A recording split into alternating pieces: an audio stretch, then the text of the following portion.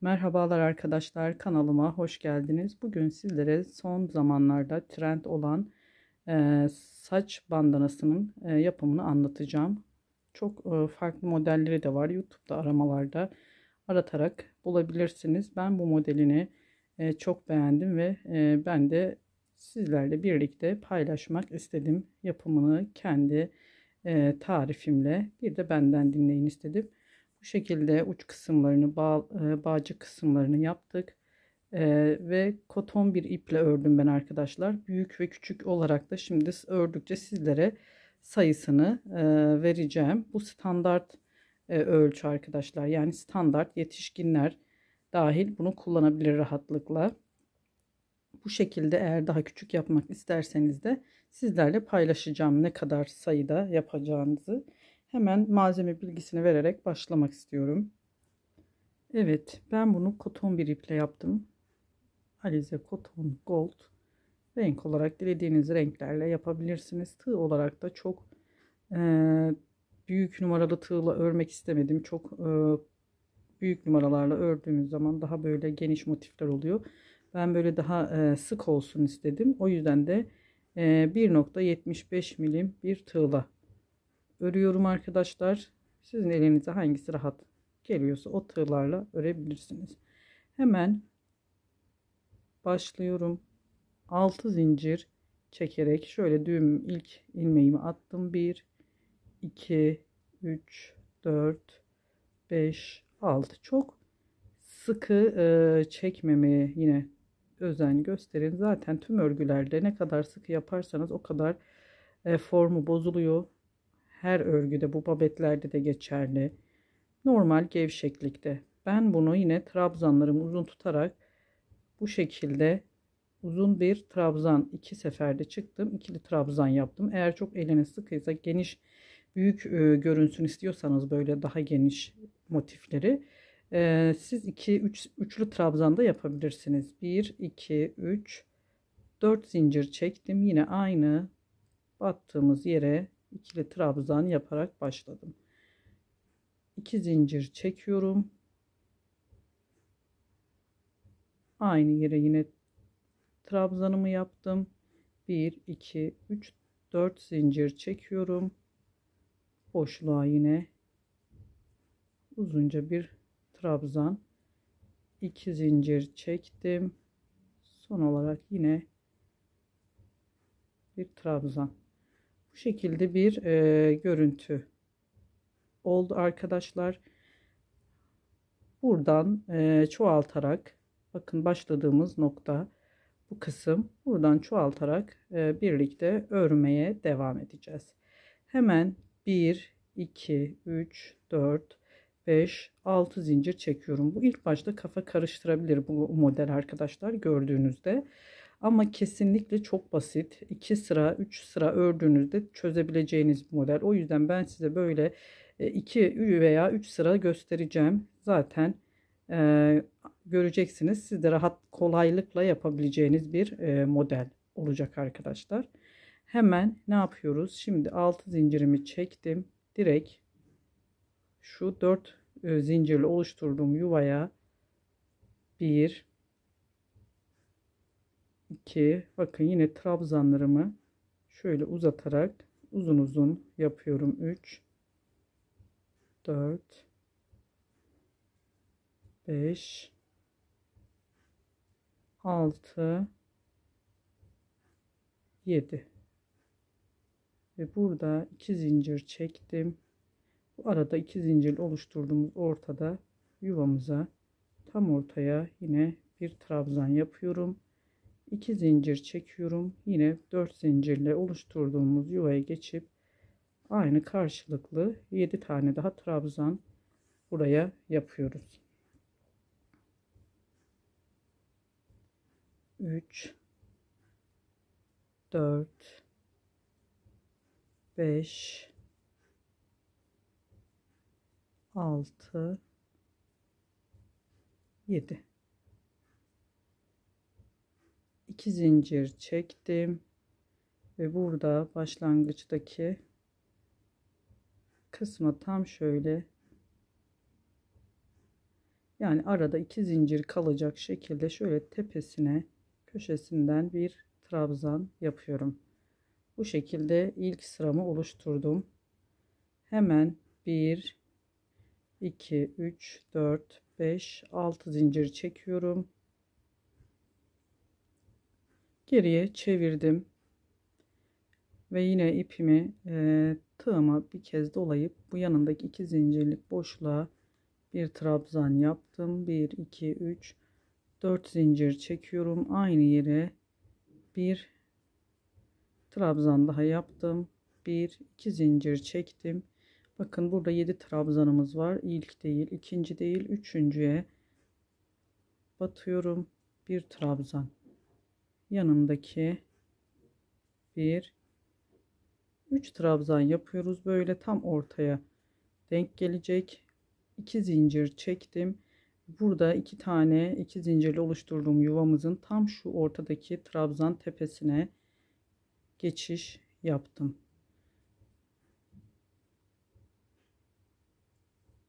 1 2 3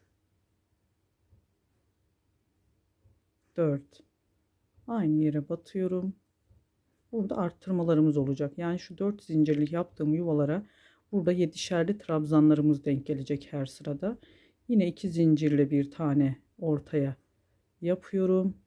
1 2 3 4 zincirlik bir yuvada buraya karşılıklı arttırarak devam edeceğiz. Şimdi 1 2 zincir çektim. 1 2 3 bu 7 tane olan trabzan kısmına geçiş yaptım. Buraya aynı bu başlangıçta ne örüyorsak bu tarafa da aynısını arkadaşlar. Çünkü kafa karışıklığı kesinlikle olmayan bir model. 2 zincir çekiyorum. Buraya direkt geçiş yaptım. 1 2 3 4 zincirlik bir yuva oluşturdum. Tekrar 1 2 zincir çektim ve tam tepesine bulacağız. Şöyle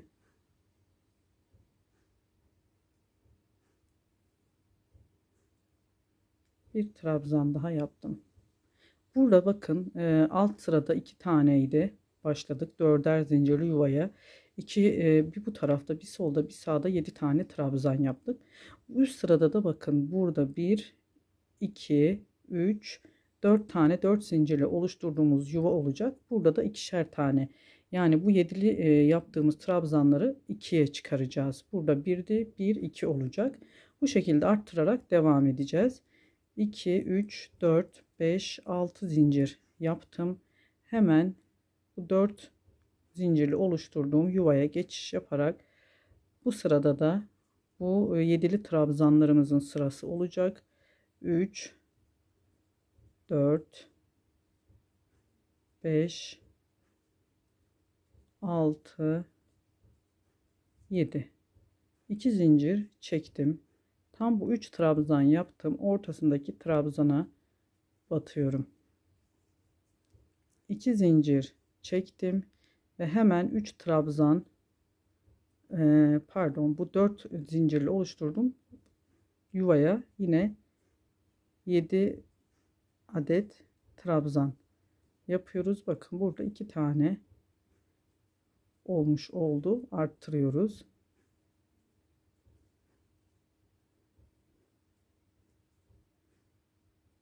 Bir, iki, üç, dört, beş, altı, yedi. Kafa karışıklığı yapmayan kesinlikle bir model. Örmesi de çok zevkli. Hemen bu ortadaki 2 zincirlik boşluğumuza bir tane battık. Şimdi direkt buraya geçiş yaptık. Yanındaki 4 zincirle oluşturduğumuz yuvaya 7 trabzan yapıyoruz. 4 5 6 7 2 zincir çektik. Yine burada bu tarafta yine 3 tane trabzanımızın tam ortasına bu tarafta da aynı işlemi uyguluyoruz. 2 zincir çekiyoruz ve buradaki 4 zincirlik yuvaya direkt geçiş yaparak 7 trabzanımızı yapıyoruz. 3 4 5 6 7 2 zincir çektim ve yine tepeyi bularak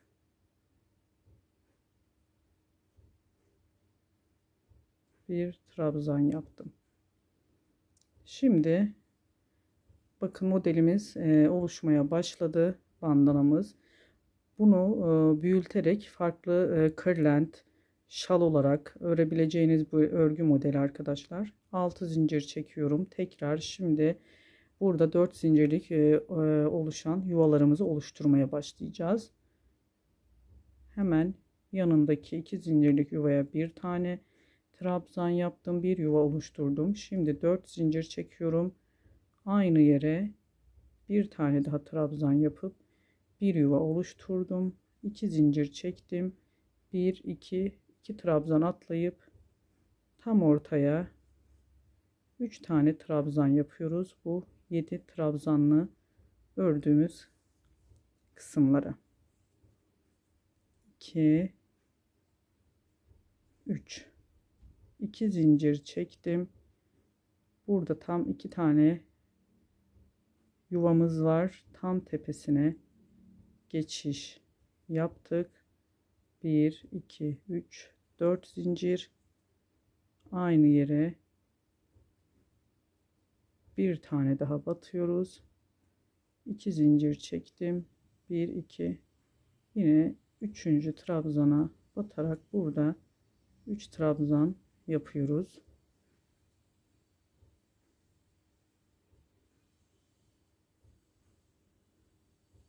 İki zincir çektim. Şimdi tam orta kısmına geldik. Orta kısmında zaten şöyle 2 yuvamız var. Şimdi ördükçe göreceksiniz. Burası düz bir şekilde ortadan ayrılmış, işaretli bir şekilde devam edecek. Bu orta kısmına geldiğimiz zaman hemen yine bu 2 yuvanın tam ortasına aşağıda ne yaptıysak şu kısımda arttırmamızı yapıyoruz. 1 2 3 4 aynı yere 4 zincirle oluşturduğumuz bir yuva, bir tane 2 zincirle oluşturduğumuz bir yuva, yine tekrar 4 zincirle oluşturduğumuz bir yuva yaparak orta kısmındaki bu artırmamızı tamamlıyoruz. Şimdi 2 zincir tekrar çekiyorum.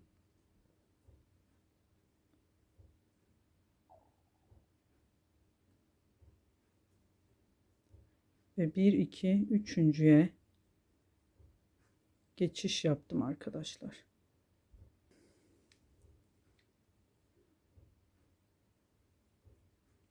Bir, iki ve üç. 3 trabzan yaptık. Yine burada 2 tane yuvamız var. Tam bu trabzan tepesine batıyoruz. 4 zincirle bir yuvada, burada üst sırada 3 tane olacak bu 7 trabzanlı olan kısımlar. 2 bu tarafta, 2 bu tarafta. Üst sırada da 3 bu tarafta, 3 bu tarafta arttırmış olacağız. Yine bakın 1 2 3 2 zincirle geçiş yaptım.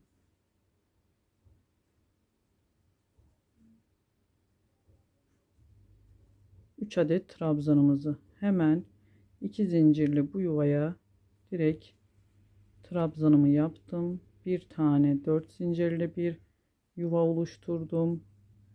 Bir tane de yine 2 zincirle yaptım. Tam tepesine trabzan yaparak bitirdim.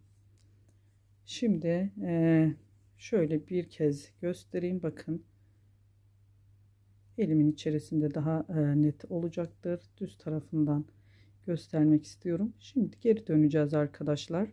Burada artırmamızı bakın. 1 2 1 2. Şu orta kısmı, şu üçlü, yani üçlü yuva oluşturduğumuz yer tam ortadan gidecek olan dümdüz yukarıya doğru bitireceğimiz kısım. Hemen geri döneceğiz. Bakın geri döndüğümüzde de bir tane oluşturduğumuz 4 zincirle oluşturduğumuz bir yuva, buraya 7 tane trabzan, buraya 7 tane trabzan ve buraya. Bu sağda kalan kısım 2 idi, 3 olacak. Yine sol tarafa geçeceğiz. Burada, burada ve burada. Bu sürekli bu 4 tane zincirli oluşturduğumuz yuvalara bu 7'şerli trabzanlarımız denk gelecek. Bir sıra daha ördükten sonra zaten artırmamızı sonuna kadar aynı şekilde yaparak büyüteceğiz bandanaımızı. 6 zincir çekiyorum. Bakın şimdi bu sırada direkt şu 4 yuva olan boşluğa 7 tane trabzan yaparak ilerliyoruz. 2 3 4 5 6 7 2 zincir çektim. Tam 3 trabzan ortasındaki tepeye battım. 2 zincir çektim. Direkt 4 zincirlik yuvaya 7 trabzan yapıyorum.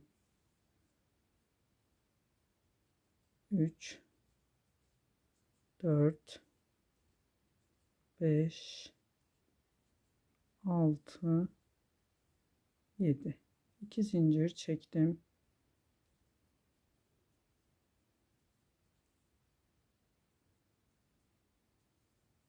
İki zincirle de burada sağ taraftaki 3.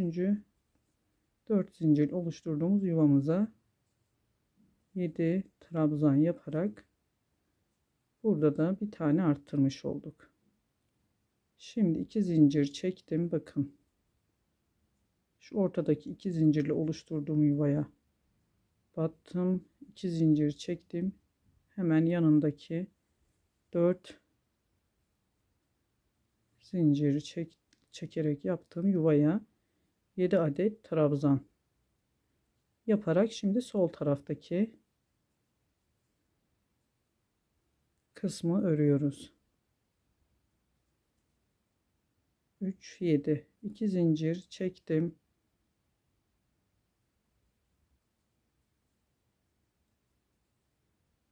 İki zincir çektim. Tekrar 4 yuvaya, dörtlü olan yuvaya tekrar trabzanlarımı yapıyorum. 4 5 6 7 2 zincir çektim. Ortadaki trabzan tepesine 2 zincir çektim. Son 4 zincirlik yuvamıza trabzanlarımızı yapıp bu sırayı da tamamlıyoruz. 3 4 5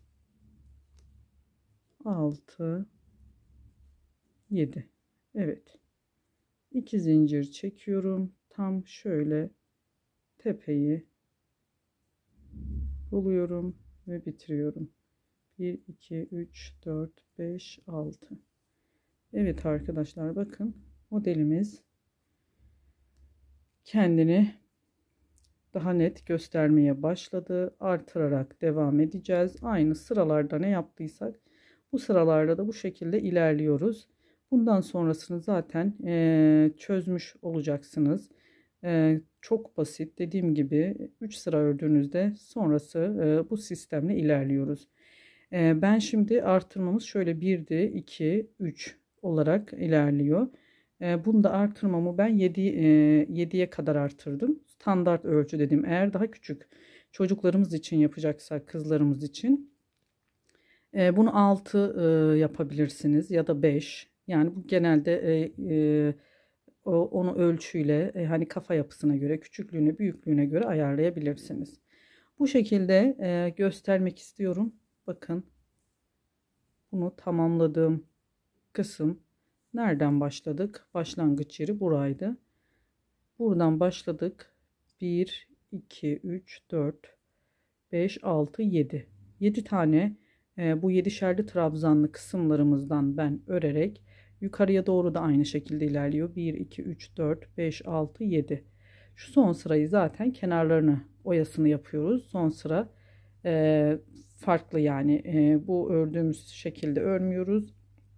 Kenar oyası olarak oluyor. O sırayı saymadan 7 tane bu 7'şerli trabzanlarımız olacak. Siz küçük yapmak isterseniz 6 veya 5 tamamen ölçüye göre yapabilirsiniz. Ve bunu arttırmamızı devam edelim. 7 olana kadar birlikte örelim. Sonrasında da oya kısmına geçiş yapacağız. Evet, sonuna kadar ördüm. Göstermek istiyorum. Bakın arkadaşlar, 7 tane şöyle şuradan başlangıç yerimiz 1 2 3 4 5 6 7 tane artırma yaptık. Bu 7'şerli trabzan sıramızı sonunda bu son sırayı yine bu kutucuklarımızı yani bu dörtlü zincirli oluşan yuvalarımızı 8 tane 1 2 3 4 5 6 7 bu sonunda 8, bu tarafta yine 8 olmak üzere örüyoruz. Aynı aşağıda sıralarda nasıl yaptıysak şimdi son şu kenar oyalarımızı yapacağız. Bu trabzan dörtlü zincirli oluşturduğumuz yuvalara. Hemen bu son sıramız olacak. Oya kısmını öreceğiz. 1 2 3 pardon, burada bir tane zincir çekiyorum ben. Alışkanlık oldu, hızlı hep sürekli kenarlarda 6 zincirle başladığımız için şimdi bir zincir çektim, sadece şöyle trabzan yaparak artık kenar oyasını örüyoruz. Şimdi hemen direkt 4 zincirle oluşturduğum yuvaya 9 adet yine uzun uzun şöyle çektiriyoruz. 9 adet trabzan yapıyorum. 2 seferde çıktım. 3 6 7 8 9. Eğer az olduğunu düşünüyorsanız 10 adet de yapabilirsiniz. Kenarda yaptığım ideal oldu. 2 4 6 9. Şimdi hemen şöyle 3 trabzan yapmıştık. Bu ortasına şöyle sık iğne ile bağladım. Direkt tığıma doladım ipimi ve 4 zincirli yuvaya yine şöyle uzun uzun tutarak 9 adet ikili trabzan yaparak kenar oyasını bu şekilde örüyoruz. 5 6 7 8 9 sayıyoruz. 2 4 6 9. Hemen yine burada 3 trabzan vardı. Tam ortasındaki trabzana sık iğne ile bağladım ve direkt diğer 4 zincirle oluşturdum yuvaya. 2 3 4 5 6 7 8 9. 3 trabzanla oluşturdum. Tam orta trabzanın tepesine ve direkt zincir çekmeden diğer 4 zincirle oluşturduğum yuvaya. Bakın kenarlarını da bu şekilde oya kısmını tamamlayarak nereye kadar gelelim? Şu kısma kadar gelelim. Tam ortada olan artırma yerimizi buraya kaç olduğumu da sizlerle paylaşacağım. Evet, bu kenarını ördük. Şimdi bu orta kısmına geldik. Yine bu dörtlü yuvaya geçiş yaptım.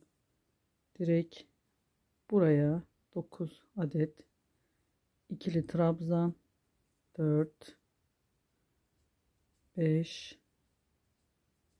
6 7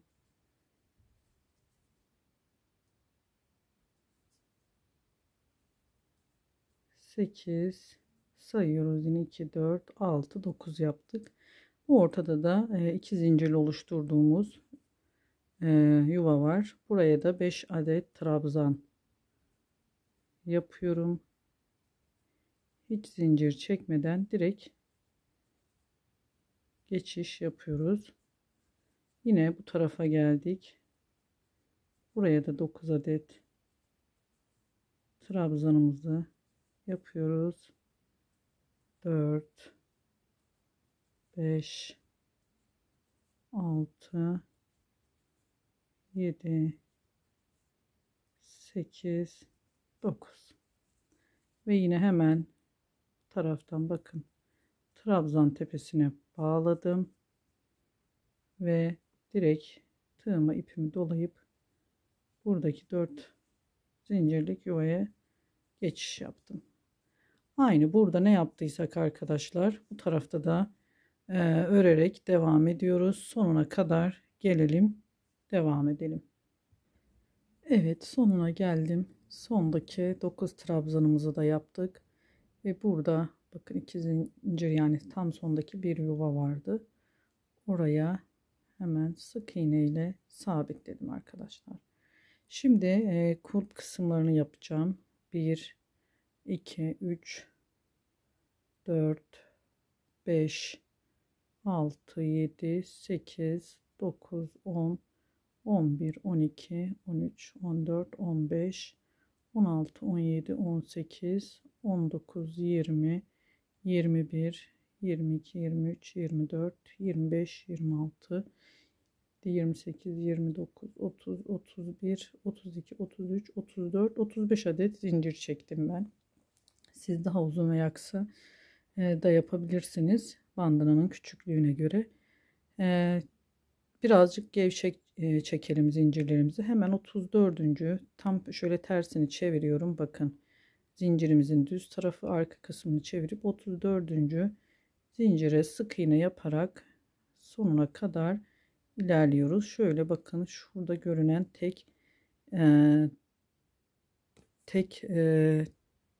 dalı var arkadaşlar. Tam kamera açısından, evet, şimdi daha net gördüm. Buralara sonuna kadar inelim, aşağıya kadar sık iğne yaparak tek tek burayı bitirelim, şu kısma kadar. Evet, sonuna kadar geldim. Bakın yine şöyle çeviriyoruz. Şurada dalımız,